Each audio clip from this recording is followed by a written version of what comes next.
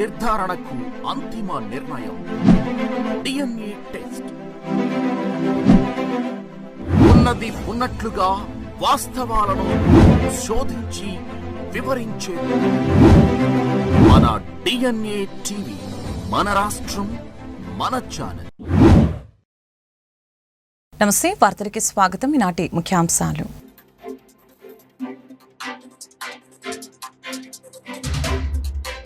రేపు విశాఖలో ప్రధాని నరేంద్ర మోదీ పర్యటన. మోడీకి స్వాగతం పలకనున్న ముఖ్యమంత్రి చంద్రబాబు, డిప్యూటీ సీఎం పవన్ కళ్యాణ్.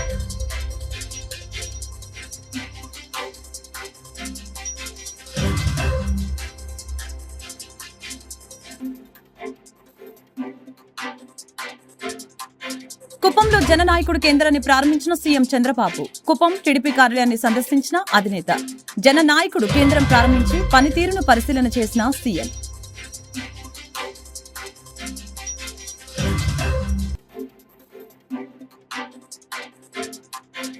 ఆరోగ్యశ్రీ పథకాన్ని కూటమి ప్రభుత్వం అనారోగ్యశ్రీగా మార్చేసిందని AP Congress chief YS Sharmila విమర్శ.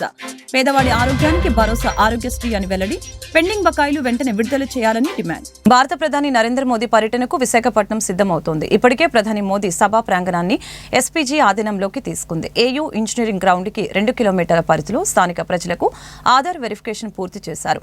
బయట నుంచి వచ్చే వ్యక్తులపై పోలీసులు నిఘా ఉంచనున్నారు. ఇక నేడు రేపు సభా పరిసర ప్రాంతాల్లో నో ప్రైవేట్ డ్రోన్లో ఫ్లై నిషేధం విధించారు.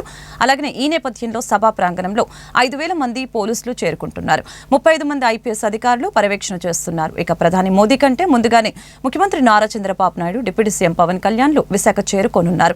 ప్రధాని మోదీకి స్వాగతం పలికి ఆ తర్వాత రోడ్ షోలో పాల్గొనున్నారు.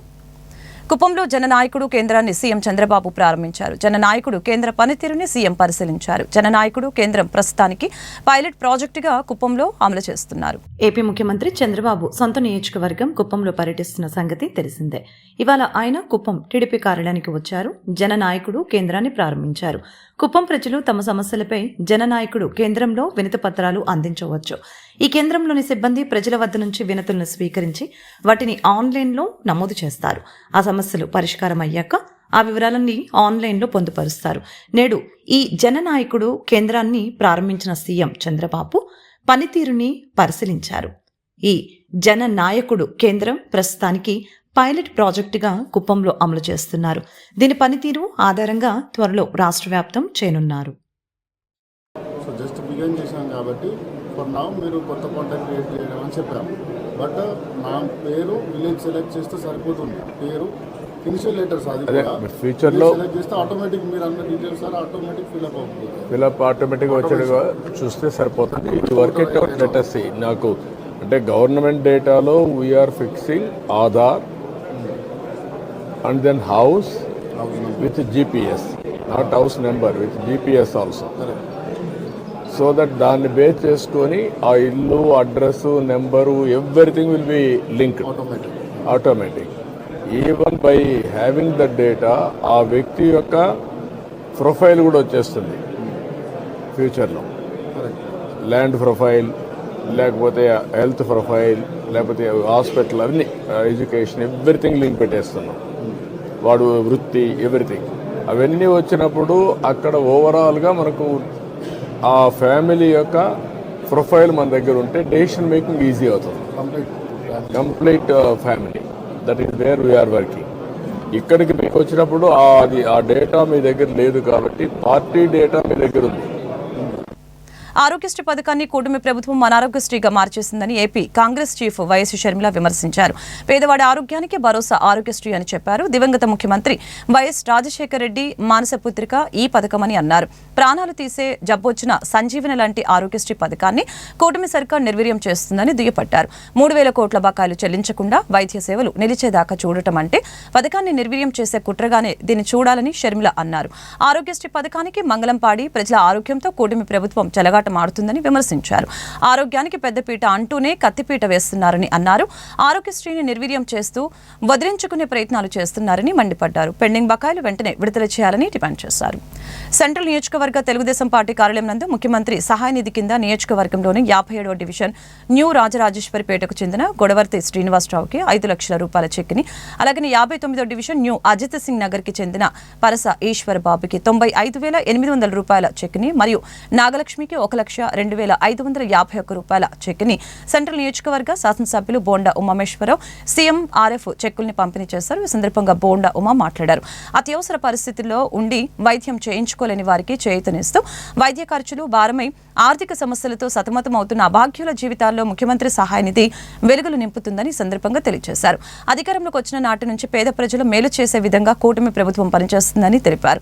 ఆర్థిక స్తోమత లేని అనేక మందికి ముఖ్యమంత్రి సహాయ నిధి ఎంతగానో ఉపయోగపడుతుందని సందర్భంగా తెలిపారు.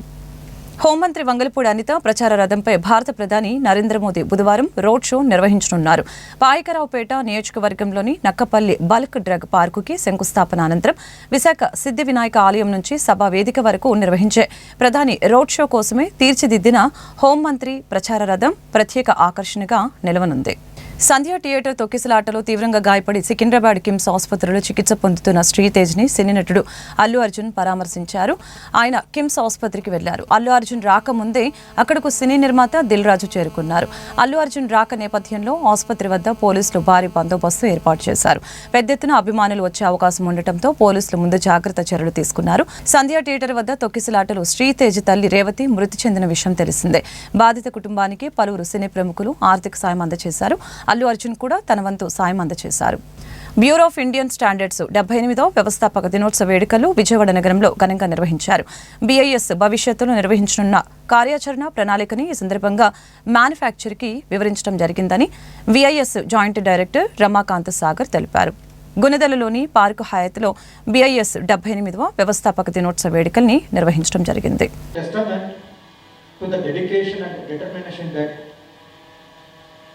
have driven us to elevate every aspect of our lives, especially the common man.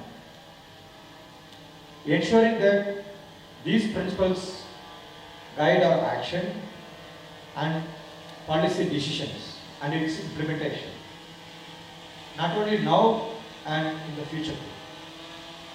Through this enduring legacy, we reaffirm our collective pursuit of progress and integrity in all kinds of endeavors what we do and we are going to do. This day offers an immense opportunity to reflect on the past achievements of Bureau of Indian Standards, embrace the present challenges with full personal involvement and commitment and integrity, and to set the course for future direction. And this future has to be bright and it should be more clear to all our citizens of the country.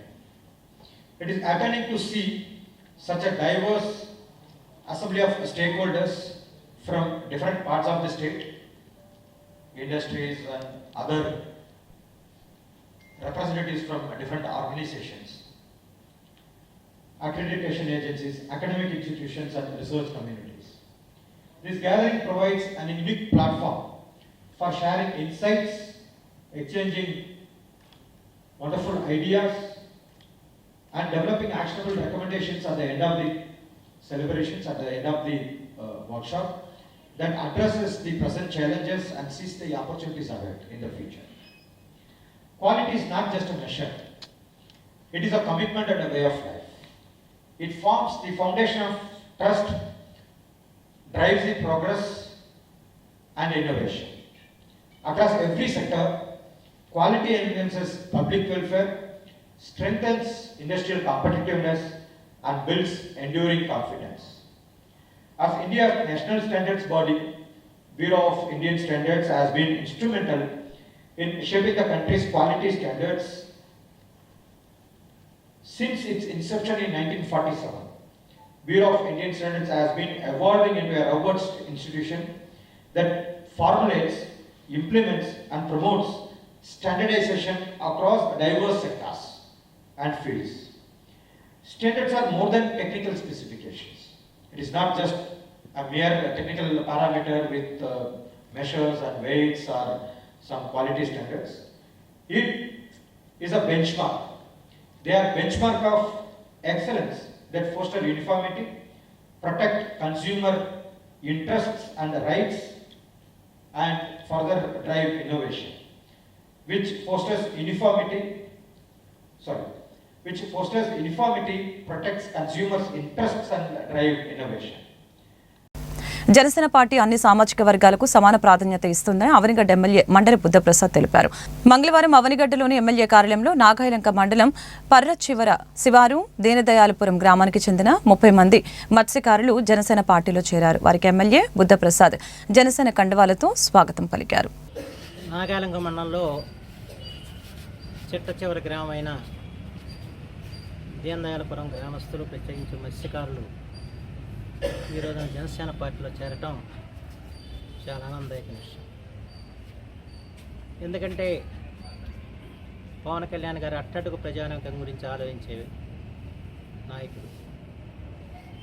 వారి ఆశయాలకు అనుగుణంగానే ఇవాళ సామాన్యుల జీవితాల గురించి ఆలోచిస్తూ వారికి ఉన్న కష్ట నష్టాలని కూడా తీర్చాలని చెప్పి ఆలోచనతో అందరం పనిచేస్తాం. ఎందుకంటే దీనదయాలపురం గ్రామానికి ఒకప్పుడు ఆర్ఎస్ఎస్ వారు ఆ గ్రామాన్ని నిర్మాణం చేసి ఆనాటి విదేశాంగ మంత్రి శ్రీ వాజ్పేయి గారి చేతుల మీద ప్రారంభోత్సవం చేశారు. ఆ రోజున అది ఒక ఆదర్శ గ్రామంగా రూపుదిద్దుకుంది. కానీ 40 సంవత్సరాల పైన అయిపోవడంతో ఇవాళ ఆనాటి నిర్మాణాలన్నీ కూడా ఇవాళ శిథిలావస్థ చేరిన పరిస్థితులు కూడా ఉన్నాయి. బ్రహ్మాండమైన షెల్టర్ కట్టారు. అప్పట్లో ఎక్కడా లేదు అలాంటి షెల్టర్, కానీ అవి కూడా శిథిలమైన పరిస్థితులు వచ్చాయి. ప్రత్యేకించి గ్రామంలో ప్రధానమైన సమస్య అంటే తాగునీరు, సాగునీరు. ప్రతి వేసవకాలం వచ్చినా కూడా ట్యాంకర్లతో నీళ్లు పంపించే ప్రయత్నం చేయడం తప్ప అక్కడ ఆ సమస్యను మనం పరిష్కారం చేసుకోలేకపోయింది సంవత్సరాలుగా. అలాగే చిట్ట చివరి గ్రామాలకి సాగునీరు అందించడం కూడా ఎప్పుడు కూడా గగన సాధ్యంగానే ఉంటుంది. ఇలాంటి పరిస్థితుల్లో ఈ రోజున తీర ప్రాంత గ్రామాలు ఏవైతే ఉన్నాయో, కృష్ణా డెల్టాలో చిట్ట చివరి గ్రామాలు ఏవైతే ఉన్నాయో ఆ గ్రామాలకి మనం నీరు అందించాలి, ఆ గ్రామాలకు ఇరిగేషన్ సదుపాయాలు పెంపొందించాలనే ఉద్దేశంతో శ్రీ దేవనపోయిన వెంకటేశ్వరరావు గారు, ఆయన రామకృష్ణాపురం మాజీ సర్పంచి, వారిని ఈ రోజున ప్రాజెక్ట్ కమిటీ అధ్యక్షుడు చేయడం జరిగింది. ఒక బలహీన వర్గాల వ్యక్తిని ఆ చేయగల శక్తి ఎవరికి ఉందంటే ఒక జనసేన పార్టీ తప్ప మరొకరు లేదని చెప్పి మాత్రం మనం అంటే ఒక సామాన్యుని వ్యక్తి తీర ప్రాంత గ్రామాల్లో సాగునీరు లేక 4-5 వేల. అందరికీ నమస్కారం. చాలా ఆనందించదగ్గ విషయం ఏదైతే జనసేన పార్టీ అధ్యక్షులు గౌరవనీయులు పవన్ కళ్యాణ్ గారు ఆశించినటువంటి సామాజిక న్యాయాన్ని అందరికీ అందించాలి, జనసేన పార్టీ కులాలను కలిపేటువంటి ఆలోచన విధానం, మత ప్రసక్తి లేని రాజకీయం చేసి గ్రామాలని, దేశాన్ని, రాష్ట్రాన్ని అభివృద్ధి చేయాలనేటువంటి ఆలోచనతో ఏర్పడినటువంటి పార్టీ జనసేన పార్టీ.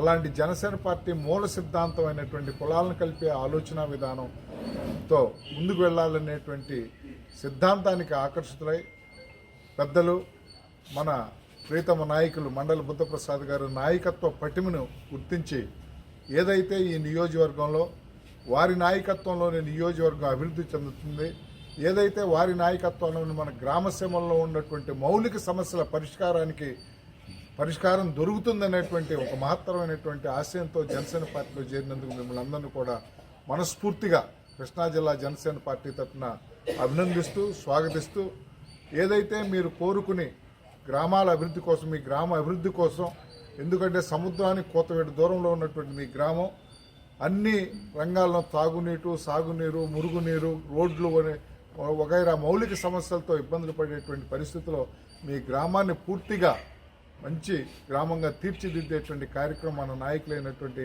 మన బుద్ధప్రసాద్ గారు చేస్తారు. ఖచ్చితంగా ఏదైతే మీరు కోరారో దాన్ని వమ్ము చేయరు. మీకు అభివృద్ధి చేసి చూపించి మీ యొక్క మనసులను ఇంకా చూడకుండా ప్రయత్నం జరుగుతుందనేటువంటి విషయాన్ని మీకు తెలియపరచుకుంటూ మరొకసారి మీకు ధన్యవాదాలు తెలుపుకుంటూ చూస్తున్నాను. జై హింద్, జై జనసేన.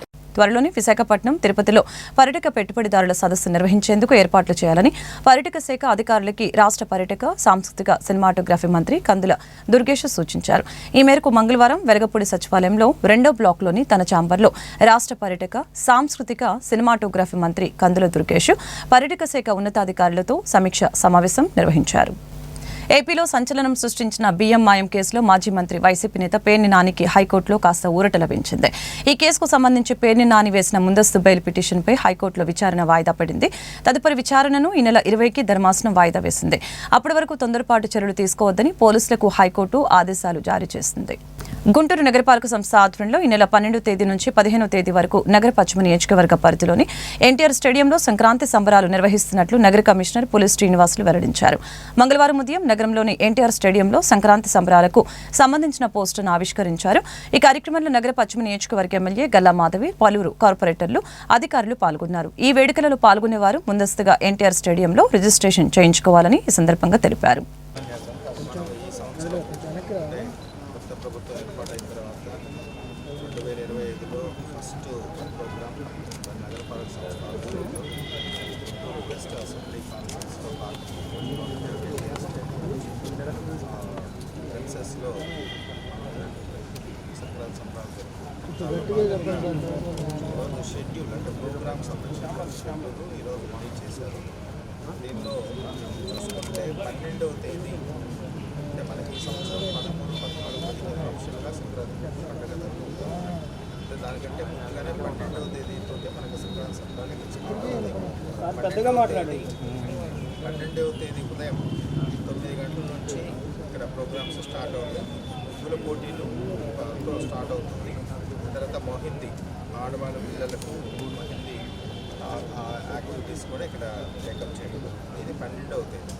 తర్వాత 13వ తేదీ ఈరోజు ఉదయం 6 గంటల నుంచి 11 గంటల వరకు ఇక్కడ యాక్టివిటీస్ జరుగుతాయి. తర్వాత ఉదయాన్నే వచ్చినటువంటి అతిథులందరూ కూడా పూర్ణ కుంభము, తర్వాత సన్నాయి మేళంతో మనకి వెల్కమ్ చెప్తూ భోగి మంటలు, తర్వాత గంగిరెద్దుల విన్యాసాలు, హరిదాసులు, తర్వాత మనం ఇక్కడ స్టాల్స్ ఏర్పాటు చేసుకున్నాం, అది ఓపెన్ చేసుకోవడం, అట్లనే భోగి పళ్ళు, ఈ తాడు లాగటం, టగ్ ఆఫ్ వారు, lemon and spoon, musical sides, ఇవన్నీ కూడా మనం మార్నింగ్ 9 to 11 మేబీ కొంత టైం ఎక్స్టెండ్ అయినా మార్నింగ్ సెషన్లో ఇవన్నీ కూడా మనము ఇక్కడ ఏర్పాటు చేసుకుంటాం. అట్లనే సాయంత్రం 5 గంటల నుంచి 10 o'clock వరకు మార్నింగ్ స్టార్టింగ్ అంటే ఈవినింగ్ తంపోలా అనేది ఒక యాక్టివిటీ కొత్తగా మనం ఈ సంవత్సరం దీంట్లో కంప్లీట్ చేసుకున్నాం. ఎందుకంటే చాలామంది ఎంజాయ్ చేస్తారు. తర్వాత సాంప్రదాయ వస్త్ర పోటీలు మహిళలు, చిన్నపిల్లలకి, తర్వాత చెక్క భజన ఏదైతే ట్రెడిషనల్గా ఉన్నాయో అవన్నీ కూడా ఈ సంవత్సరం మనం కంప్లీట్ చేసుకున్నాం. చాలా బాగా చెక్క భజన, తర్వాత కూచిపూడి, ఫోక్ డ్యాన్స్, తర్వాత డీ డ్యాన్స్, ఈటీవీ ఆధ్వర్యంలో నడుస్తున్న డీ డ్యాన్స్ టీమ్స్. ఇది 13వ తేదీ సాయంత్రం 14వ తేదీ వచ్చేటప్పటికి ఉదయం 7 గంటల నుంచి 10 గంటల వరకు గంగిరెద్దులు, మరి ఎద్దుల ప్రదర్శన, వ్యవసాయ ఉత్పత్తుల ప్రదర్శన, అలానే కర్ర సాం కూడా ఆ రోజు అది కూడా ఇంకాపరేట్ చేసుకోవడం. అదే మరి సాయంత్రం 4 గంటల నుంచి 10 గంటల వరకు కోలాటం, స్టార్ మ్యూజికల్ నైట్, చాలా మంచి ఫేమస్ సింగర్స్ షెడ్యూల్ చేసుకోవడం జరిగింది. తర్వాత కాంతారా యాక్ట్ అంటే కాంతారా మూవీ మధ్య బాగా పాపులర్ అయింది. దాంట్లో ఉన్నటువంటి స్కీమ్ వర్కర్ల సమస్యని పరిష్కారం కోరుతూ గుంటూరులో ఆందోళన జరిగింది. ఈ మేరకు ఏఐటీయూసీ ఆధ్వర్యంలో కలెక్టర్ కార్యాలయం వద్ద ధర్నా నిర్వహించి నిరసన వ్యక్తం చేశారు. ప్రభుత్వ పథకాలని లబ్ధిదారులకు అందించడంలో స్కీమ్ వర్కర్స్ పాత్ర ఎంతో ఉందని ఈ సందర్భంగా యూనియన్ నేత హనుమంతరావు తెలిపారు. స్కీమ్ వర్కర్లకి వేతనాలు పెంచి పదోన్నతి కల్పించాలని డిమాండ్ చేశారు. Anganwadi workers and helpers association కార్మికులందరినీ పని అయితే చేయించుకున్నారు, కానీ ఎక్కడ వాళ్ళకు ఉపయోగం లేకపోయేసరికి సుమారు అంగన్వాడీ కార్యకర్తలు అందరూ సుమారు 40 రోజులు పోరాటం చేశారు. తర్వాత ఈ ప్రభుత్వం అధికారులకు వచ్చే ముందు ఎలక్షన్ మేనిఫెస్టోలో మీ డిమాండ్స్ అన్ని పరిష్కారం చేస్తాము, కనీస వేతనం 26,000 చేస్తాము, అదేవిధంగా వర్కర్స్ అందరూ మెయిన్ టీచర్ గుర్తిస్తాము, గ్రాడ్యుటీ ఇప్పిస్తామని చెప్పేసి అనేకమైన హామీలు ఇచ్చారు. గౌరవ వేతనం ఇచ్చే గౌరవ వేతనం కూడా 5,000 రూపాయలు కనీసం 1వ తారీఖు 2వ తారీఖు ఇవ్వకుండా వాళ్ళు ఇష్టం వచ్చే టైంలో ఇస్తూ ఉన్నారు. కనీసం 5వ తారీఖు అని ఇవ్వాలి గౌరవ వేతనం కూడా. దానికోసం దేశవ్యాప్తంగా ఇవాళ అన్ని రాష్ట్రాల్లో కూడా ఇవాళ ఆశా వర్కర్స్ డిమాండ్స్ పరిష్కారం చేయాలని చెప్పేసి ఏఐటీసీగా డిమాండ్ చేస్తూ ఉన్నాం. భవిష్యత్తు ఈ డిమాండ్స్ పరిష్కారం కాకపోతే మరింత పోరాటాలకి ఉధృతం చేసి ఈ సమస్య పరిష్కారం అయ్యే వరకు ఆ అంగన్వాడీ వర్కర్స్ యూనియన్కి అసోసియేషన్కి మేము అండగా ఉంటామని చెప్పేసి తక్షణ సమస్య పరిష్కారం చేయాలని మీ తరఫున మనం చేస్తాం.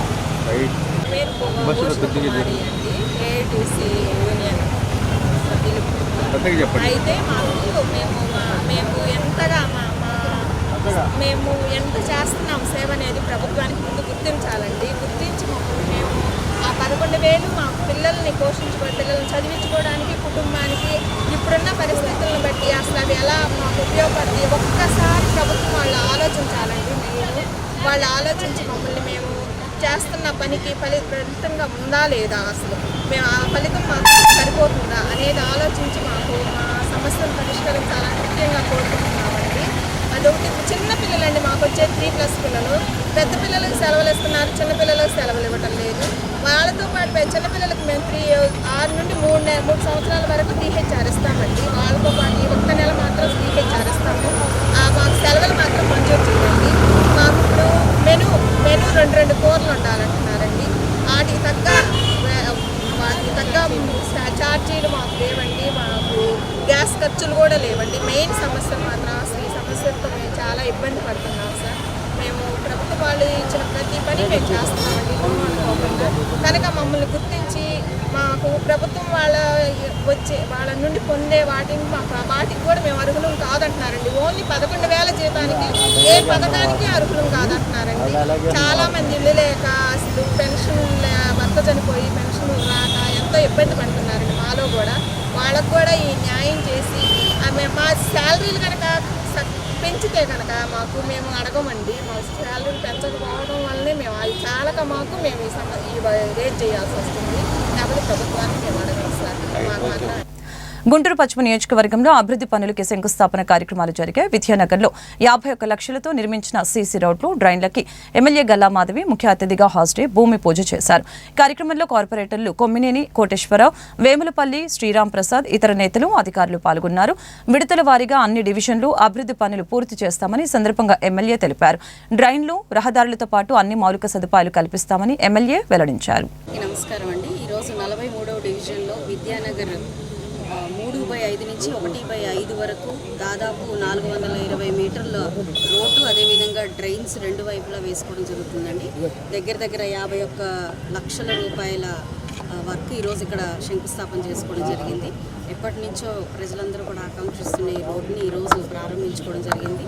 కేపీసీ కన్స్ట్రక్షన్స్ వారికి ఒక టెండర్ రావడం జరిగింది. వారు చాలా ఫాస్ట్గా ఈ యొక్క వర్క్ని రెడీ చేసి ప్రజలందరికీ అందుబాటులో తీసుకొస్తామని చెప్పడం జరిగిందండి. కాబట్టి ఎటు చూసినా కూడా అభివృద్ధి కార్యక్రమాల్లో ముందుకు వెళ్తూ పశ్చిమ నియోజకవర్గం పరుగులెడుతుంది. చాలా ఆశాజనకంగా అనిపిస్తుంది. గతంలో ఎన్నడూ లేని విధంగా రాష్ట్రంలో కూటమి ప్రభుత్వం అధికారంలోకి వచ్చిన తర్వాత న్యాయవాదులపై కూడా దాడులు జరుగుతున్నాయని జిల్లా బార్ అసోసియేషన్ మెంబర్ బ్రహ్మారెడ్డి తెలిపారు. జిల్లాలోని పొన్నూరులో న్యాయవాది బేతాల ప్రకాష్ రావుపై పొన్నూరు సీఏ ఎస్ఐ దాడి చేశారని తెలిపారు. ఇదే అంశంపై మంగళవారం మధ్యాహ్నం నగరంలోని జిల్లా కోర్టు ఎదుట విధులు బహిష్కరించి ఆందోళన చేపట్టారు. ఈ సందర్భంగా మీడియాతో బ్రహ్మానందరెడ్డి ప్రముఖ న్యాయవాది శాంతకుమార్ మాట్లాడారు. న్యాయవాదులపై దాడులు చేయడం బాధాకరమని ఈ సందర్భంగా తెలిపారు. తక్షణమే పొన్నూరు సీఏ ఎస్ఐలపై చర్యలు తీసుకోవాలని డిమాండ్ చేశారు. అప్పటి వరకు తమ పోరాటం ఆగదని చెప్పారు. జిల్లా ఫెడరేషన్ న్యాయవాదుల సమావేశంలో పొన్నూరు న్యాయవాది అయినటువంటి బేతాల ప్రకాశరావు గారికి సానుకూలంగా వారు పొన్నూరులో చేస్తున్నటువంటి దీక్షకు మద్దతుగా ఈరోజు గుంటూరు బారేష్ తరఫున దీక్ష చేయవలసిందిగా మేము రాత్రి మాట్లాడుకున్నాం. దాని పర్యవసానంగా ఈరోజు పోలీసు వారు పెట్టిన అక్రమ కేసులు, న్యాయవాది మీద పెట్టిన పోలీసులు అక్రమ కేసులు ఎత్తివేయాలని, ఇమ్మీడియట్గా ఎస్ఐని సిఐని సస్పెండ్ చేసి అరెస్ట్ చేయాలని చెప్పని మేము డిమాండ్ చేస్తున్నాం. మరొక న్యాయవాదిగా 26/12/2024 జరిగిన హాస్పిటల్కి వెళ్ళి డాక్టర్ గారిని అయ్యా దెబ్బలు తిన్నారు, దెబ్బలు తగిలి ఎమ్మెల్సీ చేయండి అని చెప్పి అడిగినందుకు ఆ డాక్టర్ గారు ఎస్ఐకి ఫోన్ చేసి సిఐకి ఫోన్ చేసి అమానుషంగా మా మృగంలాగా ఒక బందిపోటు దొంగలాగా అతను ప్రకాశ్ రావు న్యాయవాదిని పోలీసు వారు చేసి తీసుకెళ్ళి కొట్టి అతను ఎడమ చేయి కిడ్నీ ఫ్రాక్చర్ అయ్యే విధంగా కొట్టినారు. దాన్ని ఖండిస్తూ మేమందరం న్యాయవాదులు మా ప్రకాశ్ రావు గారికి ఈ న్యాయవాద వెటర్నరీకి న్యాయం జరిగే వరకు పోరాటం ఆగదని చెప్పి ఈ సభాముఖంగా తెలియజేస్తున్నాం. జరిగింది.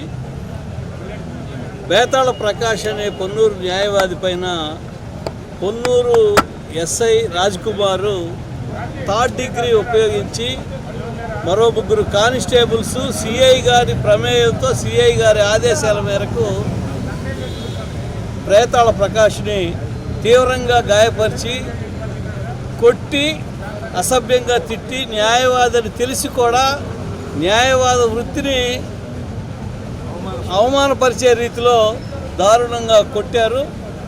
తక్షణమే ఎవరైతే ఎస్ఐ రాజ్కుమార్ అట్లాగే సిఐ రవికిరణ్లను అట్లాగే కానిస్టేబుల్స్ని తక్షణం అరెస్ట్ చేయాలి. సిఐ పైన కూడా కేసు నమోదు చేయాలని, డాక్టర్ పైన కూడా కేసు నమోదు చేయాలని మన బార్ అసోసియేషన్ న్యాయవాదులు అందరంగా మేము డిమాండ్ చేస్తూ ఉన్నాం. అట్లాగే ప్రకాష్ పైన అక్రమంగా బనాయించినటువంటి 2 కేసులు తీసేయాలి.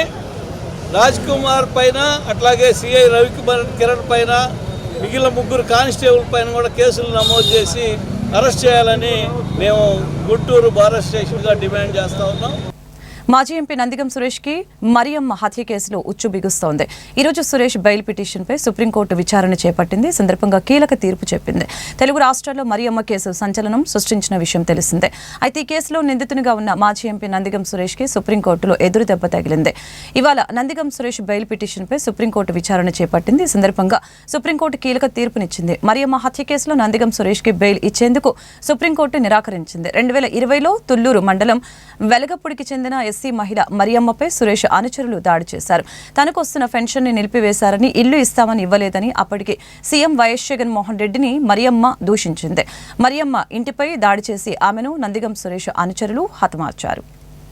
మహాకుంభలో పాల్గొనేందుకు సాధువులు ప్రయాగ్రాజ్కి చేరుకుంటున్నారు. నాగసాధువు ప్రమోదగిరి మహారాజ్ ప్రతిరోజు మట్టి కుండ నీటితో స్నానం చేస్తున్నారు. 61 కుండల నీటితో ఆయన స్నానం ఆచరిస్తున్నారు. ప్రతిరోజు తెల్లవారుజామున 4 గంటలకి ఆయన హఠయోగలో భాగంగా ఈ పుణ్య స్నానాన్ని చేస్తున్నారు. వాస్తవానికి 41 రోజుల పాటు ఆయన స్నానం చేయాల్సి ఉంది. కానీ మహాకుంభ సమయాభావం వలన ఆ కార్యక్రమాన్ని 21 రోజులకి తగ్గించేశారు. తొలి రోజు 51 కుండల చలి నీటితో స్నానం చేశారు. ఒక స్థలంలో కూర్చున్న తర్వాత తనపై మిగతా సాధువులు నీటిని పోస్తారని ఆయన తెలిపారు. రోజు రోజుకి నీటి కుండల సంఖ్య పెరుగుతుంది. ఇవాళ 61 కుండల నీటితో స్నానం చేశానని, 21 రోజులు పూర్తి అయితే అప్పుడు 108 కుండల నీటితో స్నానం చేయనున్నట్లు తెలిపారు. మానవ సమాజ సంక్షేమం కోసం చలి స్నానం చేస్తున్నట్లు తెలిపారు. దీంట్లో ఎటువంటి స్వార్థం లేదని అన్నారు. సనాతన ధర్మ స్థాపన కోసం తాము ఎప్పుడూ సిద్ధంగా ఉంటామని చెప్పారు. ఈ హఠయోగాను చేయటం ఇది 9వ ఏడాది అని చెప్పారు. గురు మహారాజ్ ఆశీస్సులు ఉన్నన్ని రోజులు పుణ్యస్నానం ఆచరిస్తామని అన్నారు. వార్తలు ముగించే ముందు ముఖ్యాంశాలు మరొకసారి.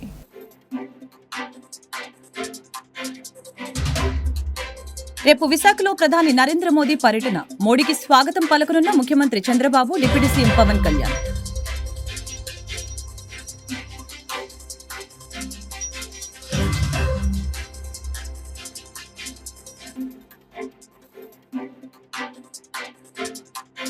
కుప్పంలో జననాయకుడు కేంద్రాన్ని ప్రారంభించిన సీఎం చంద్రబాబు. కుప్పం టీడీపీ కార్యాలయాన్ని సందర్శించిన అధినేత.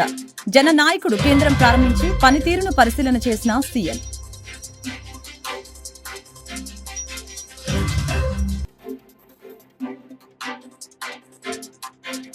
ఆరోగ్యశ్రీ పథకాన్ని కూటమి ప్రభుత్వం అనారోగ్యశ్రీగా మార్చేసిందని AP Congress chief YS Sharmila విమర్శ. పేదవాడి ఆరోగ్యానికి భరోసా ఆరోగ్యశ్రీ అని వెల్లడి. పెండింగ్ బకాయిలు వెంటనే విడుదల చేయాలని డిమాండ్. ఈ వార్తలు ఇంతటితో సమాప్తం. మరొక బులెటిన్ మళ్ళీ కలుద్దాం. నమస్కారం.